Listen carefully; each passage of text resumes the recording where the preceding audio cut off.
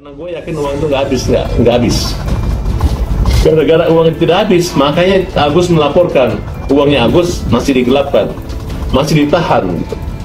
Jadi, walaupun uangnya masih ada, tapi karena dia tidak memberikan kepada Agus, makanya itu proses akan jalan terus. Aduh, biarkan mereka panas. Kalau sudah jadi pembenci, apapun yang keluar dari kita, sebaik apapun itu akan jadi pembenci.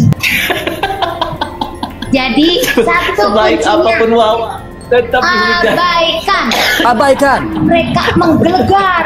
Jadi ini quote-nya dari Wawa ya. Yang pertama dia bilang ya, biarkan mereka panas. Nah, kalau sudah jadi pembenci, apapun yang keluar dan sebaik apapun tetaplah menjadi pembenci. Seperti ponakan Anda itu, Wak. Teh Novi dan Densu, apapun yang mereka lakukan untuk mendamaikan, tetap Agus melihatnya sebagai pembenci gitu. Apapun yang Novi dan Densu upayakan, Pablo Benua upayakan, tetap Agus melihatnya sebagai maling. Pembenci ya. Jadi kita mengikuti saran Wawa. Saran Wawa apa? Abaikan. Nah, seperti itulah Densu dan Novi mengabaikan Agus. Pas Agus benci-benci mulu, kita abaikan aja lah. Nah, ini sebenarnya adalah saran Wawa yang dilaksanakan oleh Novi dan juga Densu, mengabaikan Mas Agus karena Mas Agus benci mulu sama mereka berdua. Nah, gitu kan. Kalau saya jujur, kasihan Agus juga sih sebetulnya. Kalau dia menyadari, ya ujung-ujungnya nanti dia tidak akan dapat apa-apa. Karena kalau menurut penjelasan dari Pak Menteri itu, kalau terkumpul donasi, ya donasi menurut aturan ini, donasi ini katakanlah 1,5 M. Lalu ini hanya fokus untuk pengobatan Agus. Nah, ternyata ada sisa, katakanlah sisanya 1 miliar. Ya. Menurut aturan itu akan diberikan kepada orang yang mempunyai kebutuhan yang lain. Nilai kemanfaatan itu diberikan pada orang lain. Jadi mimpi keluarga Agus akan menarik uang 1, M mentah-mentah seperti diinginkan oleh penasihat hukumnya, itu akan menjadi mimpi di siang bolong. Ya, karena mereka mengalihkan dana. Nah, saya bilang nggak usah terlalu fokus pada pengalihan dana. Takutnya tiba-tiba uang itu nggak digunakan. Makanya saya penasaran, apakah ada yang potong burung ataukah selamat mereka dengan membagi habis uang tersebut. Karena saya sempat bilang kalau berani habis uang itu silahkan. Kalau nggak habis, ya berarti potong burung. Nah, dia saya melihat bahwa peran daripada ketua yayasan yang lama baru sama aja gitu, karena uang itu ada pada masa pemimpinan Novi sebagai ketua yayasan. Nah, kalau menyangkut ketua yayasan baru ini, kita kan dulu surat laporannya kan pemerasan. Nah, yang kedua ini adalah tentang penggelapan dan penipuan. Nah, terkait dengan peran daripada orang-orang yang dalam menggelapkan uang Agus, ya ada. Ternyata dia menyerahkan ke NTT. NTT udah terima uangnya gitu, ya kan? Berarti kan ini main dua kaki gitu.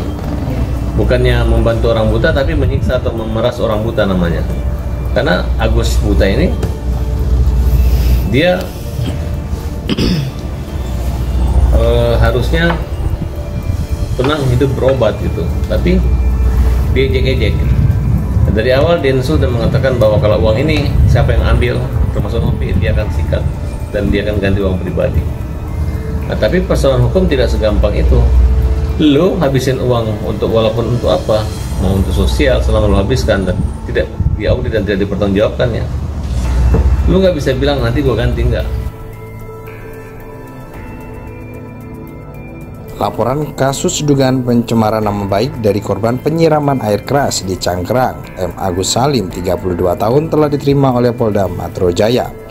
Agus melaporkan pemilik Yayasan Peduli Kemanusiaan sekaligus YouTuber Pratiwi Novianti alias Teh Novi dalam laporan yang terregistrasi dengan nomor LPB 6330 sekian. Polda Metro Jaya. Pada 19 Oktober benar Polda Metro Jaya telah menerima laporan dari saudara Mas melaporkan dugaan pencemaran nama baik dan atau fitnah dengan media elektronik, ujar Kabid Humas Polda Metro Jaya Kombes Pol Ade Ari Syam Indradi kepada wartawan. Dirinya mengalami penyiraman air keras pada September 2024 hingga penglihatannya terganggu dan membutuhkan biaya yang cukup banyak, ungkap Agus dalam laporannya. Kemudian korban mendapatkan sumbangan dari donasi terlapor melalui sebuah podcast di mana diumumkan adanya donasi yang bisa dilakukan dikirimkan ke rekening terlapor, ujar Ade. Dari penggalangan donasi tersebut terkumpul sejumlah uang senilai 1,4 miliar. Hanya saja uang donasi itu diminta kembali oleh Pratiwi. Pelapor atau korban merasa mendapatkan ancaman tuduhan dan fitnah seolah-olah korban tidak amanah terhadap uang donasi tersebut, kata Ade. Polisi menyatakan akan menyelidiki terlebih dahulu mengenai pengakuan dari Agus terkait alasan terlapor meminta kembali uang donasinya. Nilai yang akan didalami poinnya adalah pelapor atau korban merasa difitnah seolah-olah tidak amanah dengan uang donasi tersebut, tegas dia. Sebelumnya Agus disiram air keras oleh bawahannya sendiri berinisial JJS di Jalan Nusa Indah, Cangkrang, Jakarta Barat. Agus menderita luka bakar 90% di tubuhnya, bahkan akibat disiram cairan kimia berbahaya membuat penglihatan Agus terganggu. Dia pun sempat dirawat di Rumah Sakit Cipto Mangkusumo. Kisah Agus itu viral di media sosial hingga sejumlah YouTuber mengundangnya sebagai narasumber dan memberinya donasi. Pratiwi Novianti curhat penyelesaiannya usai bantu Agus Salim, namun berujung kisruh soal masalah donasi. Sebab diketahui jika Pratiwi Novianti yang sudah memberikan bantuan justru dilaporkan oleh Agus Salim. Hal itulah yang membuat Pratiwi Novianti mengungkap kekecewaannya dilansir dari akun Instagram pribadinya. Dalam unggahan itu Pratiwi mengungkapkan penyesalannya berbuat baik masih diperlakukan sebaliknya oleh Agus Salim.